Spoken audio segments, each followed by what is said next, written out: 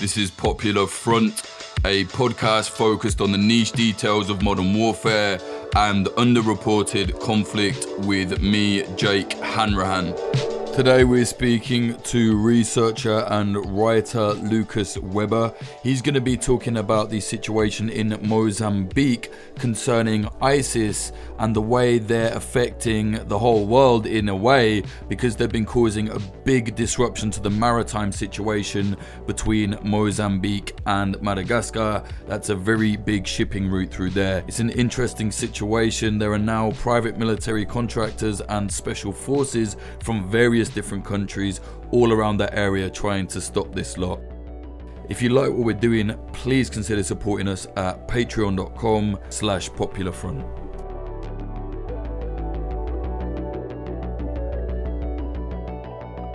Before we get into the situation with the maritime stuff, maybe just for those that don't know, explain ISIS in Mozambique, if you like. How do they get a foothold there? To understand these kind of dimensions, it's important to look at how the insurgency started, and then the ISIS links formed from there. So just to give a background, since the insurgency began in 2017, about 3,000 people have died, and 750,000 have been displaced. And it's produced a considerable humanitarian crisis. The conflict is mostly taking place in northern Mozambique in Cabo Delgado.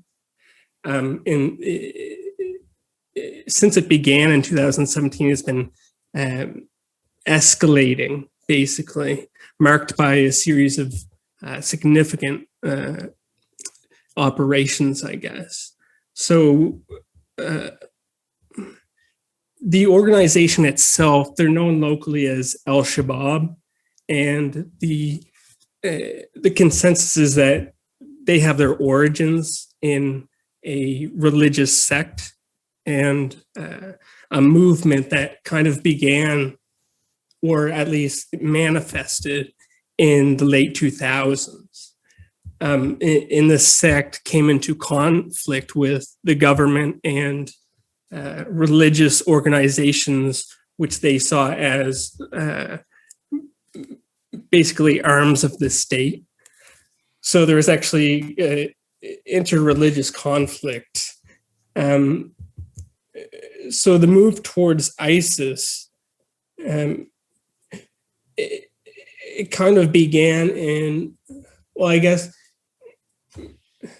to understand the Islamic State links, the group is considered part of the Islamic State Central African Province, ISCAP. And this is kind of an umbrella structure that includes the ADF in the Congo, Al-Shabaab in Mozambique, and there is a presence in Somalia as well. So they're considered the Mozambican wing of the Islamic State Central African Province. So the move towards ISIS association, it was marked by a few defining events. So in May of 2018, the group posted an image and a message on Telegram, and they pledged allegiance to the Caliph at the time. And then in June of 2019, the Islamic State issued its first official communique claiming an attack in Mozambique. A UN report which took intelligence from various member states, they reported that the group has received the reinforcement of trainers, tactical strategists, and financial support from external Islamic State structures, which was reportedly arranged by Islamic State networks and enablers in Somalia and other East African states. But there is some debate over the exact extent of connection to external Islamic State structures. And there's resistance to overemphasizing this connection, basically. it's primarily a local and regional phenomenon, but it has transnational dynamics to it.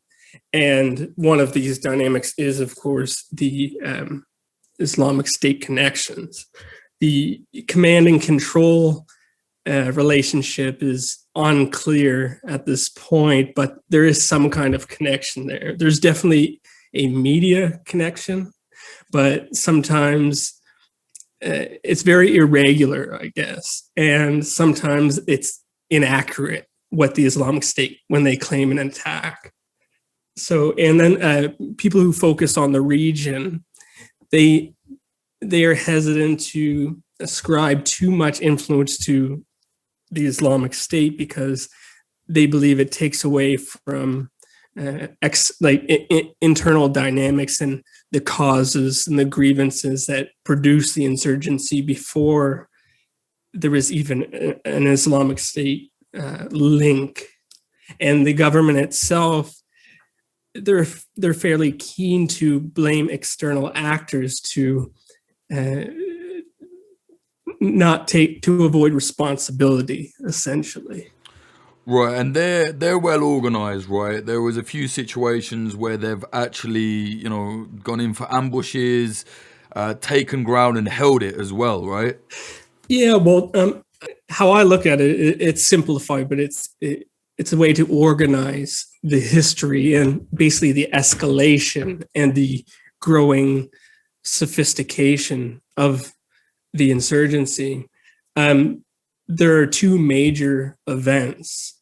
So what you were referring to, I believe, was the August 2020 takeover of Mozambique de Praia, which, according to some reports, they still control.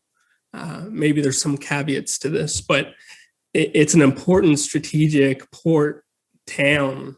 And basically, that was the first major event that drew a lot of international attention. So, and even though they had taken over this town before, it's actually the cradle of the insurgency. It has its roots in this region. And they have taken, prior to this, they took control of it, but they hadn't launched a operation of that magnitude and held a town of that size for a meaningful period. And if you look at the operational profile leading up to this event in August of 2020, they launched a series of probing attacks along the coast to kind of gather intelligence, supplies, and get a feel and plan for what they were going to do. And afterwards, they conducted a series of raids against coastal villages, and they used the territory to conduct island hopping operations and expand their maritime control, improve their freedom of movement, and grow their power projection capabilities. And one thing when you read through, say, the weekly reports on the conflict is that a lot of their raids and operations are purposed to acquire money and gather assets and food. So, and then the next major event after this was the recent March 2021 operation against Palma. And that was basically the second major event that drew international attention. And Palma, northern Mozambique, Cabo Delgado area is very rich in natural resources and natural gas. And Palma is a major gas-rich coastal town, an economic hub. It had a lot of expats in it, which it's kind of brutal to say, but that's part of the reason why it attracted so much international attention, because there were Westerners working in the region. And so they launched a three-pronged offensive against the town, and they remained, when they overran it, they remained active for 4 days. And they didn't really, it didn't seem like they wanted to continue to control it because after they robbed banks and gathered food aid, they seemed to kind of melt back away. And around this time, they're also using motorboats in the area to attack fishing villages. And during the attack, they were reported to have taken control of a large freighter. Sky News reported that they actually brought a large vessel to during the attack, and while they were launching the assault, they were running back and forth, reloading and gathering supplies to keep them going. But it's hard to tell how much credence to give this claim. And the attack actually caused French energy giant Total to suspend operations on what is the largest private investment project in all of Africa across the whole continent. So it was significant. Right. Well, yeah. Let's talk a bit about how their kind of militant activity has affected this situation. You wrote this article, Mozambique insurgency, Islamic State group's maritime activity poses potential threat to regional shipping. Now, what I find interesting about it when I was reading it is like there are quite a lot of, ISIS cells and branches here and there across the world in Africa. But to me, rarely have they managed to cause such actual problems for, commercial businesses, other interests outside of, the innocent people that they kill. This seems like quite a serious situation. So tell us about that. What have they actually done to, cause chaos within the maritime activity around Mozambique? They basically showed that they can. Palma was secured and it had the assurance of the government to these large corporations, these giant oil or these giant natural gas projects, and the contractors working with the major companies, that there is a security buffer and the town would not be overran. So when it happened, that's why there was a lot of expats in the region, because there was some sense of security which was assured by the government. And if you look at a map, say it's Palma's on the coast, and if you look at, say, I attached like a marine vessel traffic heat map, and you can just see how concentrated the trade flows are through the Mozambique Channel, which is adjacent to these coastal towns they've been overrunning and raiding. So constant, right? Like between Madagascar and Mozambique, just straight through all the time.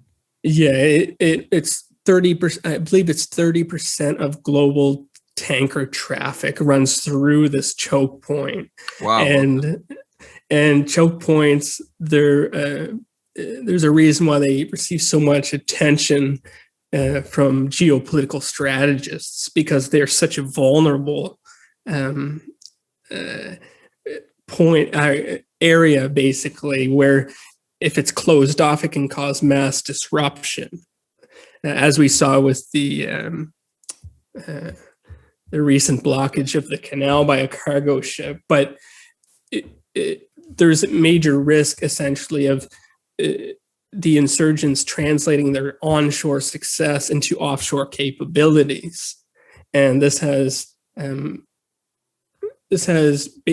caused Lloyd's of London and the International Underwriting Association to designate a section of the coastline as a listed area, and that means that you have to inform your underwriter if you're going to travel this designated area. And insurance rates for the vessels buying this route are expected to rise.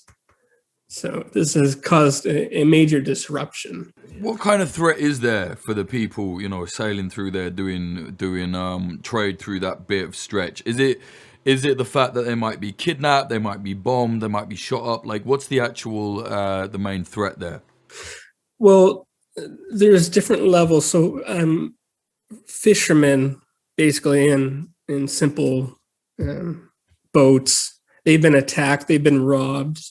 And then you've had sailboats actually which are commandeered and people were held captive, which was kind of an advancement.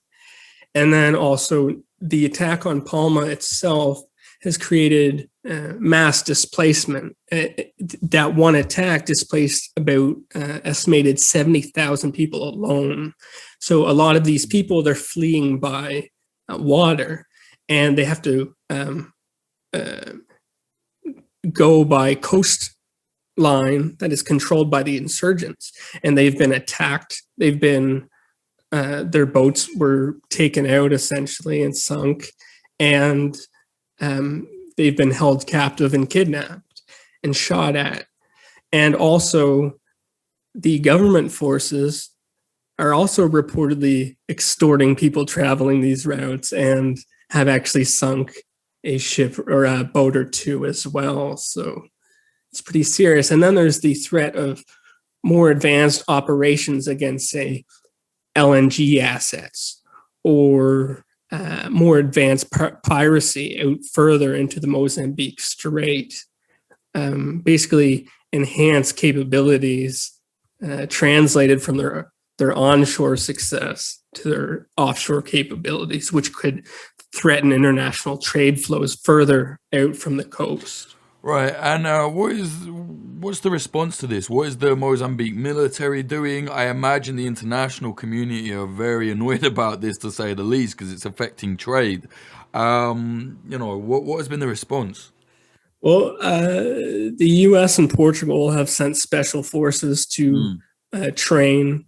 The EU has been negotiating, having member states send their special forces. And perhaps most significantly, the Southern Africa Development Community, the SPDC, they've proposed the deployment of 3,000 troops. But the Mozambique government is very cautious about accepting help, where they'll accept it, who they'll accept it from, because they don't want prying eyes to see the kind of humanitarian or the atrocities committed by government forces and security contractors that have been reported by various human rights organizations. And the government is kind of arguing they don't want a quagmire to break out when you bring in foreign troops.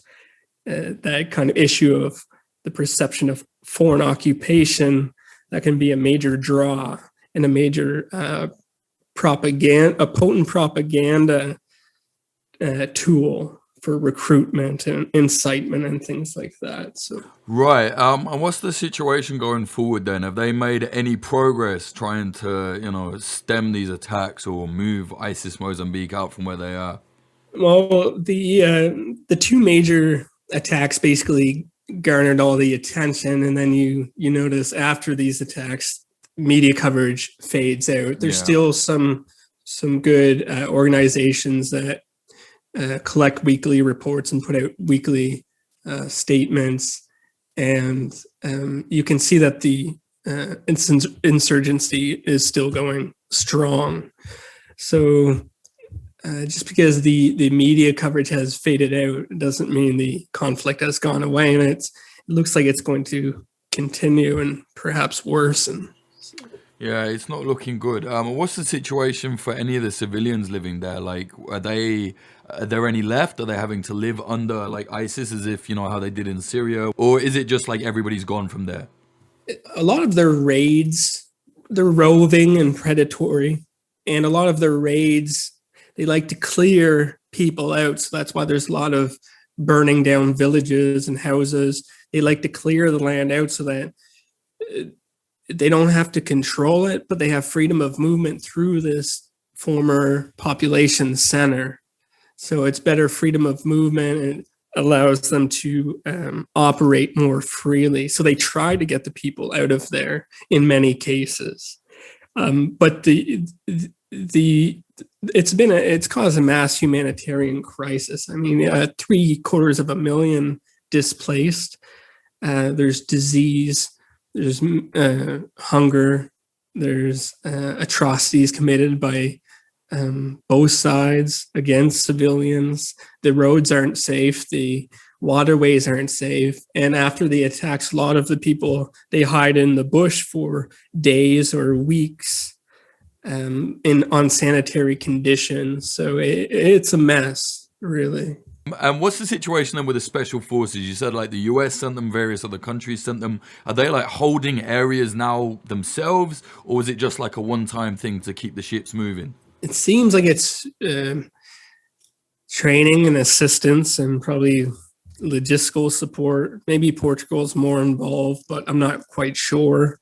The Southern African development community will be more involved, I believe, if they are to intervene. I mean, they did propose 3,000 troops, right? So it's kind of a gridlock, though, at the moment, because the government is hesitant to accept a lot of this support. And they've hired private military contractors to help them. They actually had the Russia's Wagner group, which suffered some serious losses and then left. And then they had Dykes, which is a South African firm, and they have been accused of some pretty brutal atrocities. This could fast turn into a very weird situation. I mean, it already is. You've got paramilitaries or private military contractors from various different countries that on the world stage are competing actually against each other or are enemies even. You've got militaries from different places. You've got ISIS Mozambique. You've got maritime. Like, it's a really bad situation, right? Yeah, it's pretty nasty. And the government has proven unable to stem the violence and control the situation. So I can't speak for them, not from the region, but I'd imagine they'd have to make some kind of take some kind of drastic measures to get this under control, because there's a lot of concern that it's going to turn into the next prolonged insurgency with no end in sight, perhaps grow and spread to neighboring regions. I mean, there's been attacks launched into Tanzania, quite sophisticated attacks traversing the river at the border. And there's concerns that maybe fighters will travel there and then go back to their home countries and launch attacks, things like this. And then, of course, the maritime spillover. So these are some kind of the things that are impelling the regional states and international powers to intervene. Yeah, that is a mess, definitely. Okay, mate, thank you very much. Where can people reach out to you online and look at your newsletter and your work? I'm on Twitter at LucasADWeber, and my Substack is lucasweber.substack.com. So you can find my work there, and I write other places from time to time, but I post those on my Twitter anyway. So. All right, bro, thanks. All right, thanks a lot. Bye-bye. That was Lucas Weber speaking about the very, very bad situation with Mozambique and ISIS and the damage they're doing to international shipping potentially. If you like what we're doing here at Popular Front, please do consider supporting us at patreon.com/Popular Front. You get bonus episodes, access to the community Discord. You can get your name credited in episodes and on documentaries. Narrated articles. We've got a whole series up there that's Patreon only. There's loads of stuff there. Patreon.com/Popular Front. Remember, we are 100% grassroots. We do not accept money from any corporate sponsorship or anyone that treats their staff like shit or anything like that. Sponsors this episode, Oracle Coffee Shop in Portland, Oregon, USA. They're an independent coffee business selling only fair trade products. See them at 3875 Southwest Bond Avenue 97239. Tell them Popular Front sent you. The episode is also sponsored by Grindcore House, a pair of independent coffee shops in Philadelphia, USA. One in South, one in West. Find them on socials at Grindcore House. The episode is also sponsored by Propagandopolis, an outlet selling and writing about historical conflict propaganda from around the world. Buy prints at propagandopolis.com. Use the promo code POPULARFRONT10 for 10% off. Find us on social media. Instagram, it's either at popular.front or at popularfront_. Popularfront_ is the backup. We did have a different backup, but Instagram deleted that for no reason, even though we'd not even posted on it. Fucking absolute scum they are. I hate them. They're always censoring our shit, but there you go. Instagram.com/popular.front. Twitter is popularfrontco. youtube.com/popularfront. If you want to follow me on anything, anywhere, just at Jake_Hanrahan, HANRAHAN. Tell you what, it's fucking boiling in Britain today. I can barely even think straight. We're not used to it. What else? Music in this episode. The intro was by Home and the outro was by Sam Black. You can hear his music at samblackpf.com. Thank you to the high tier Patreons.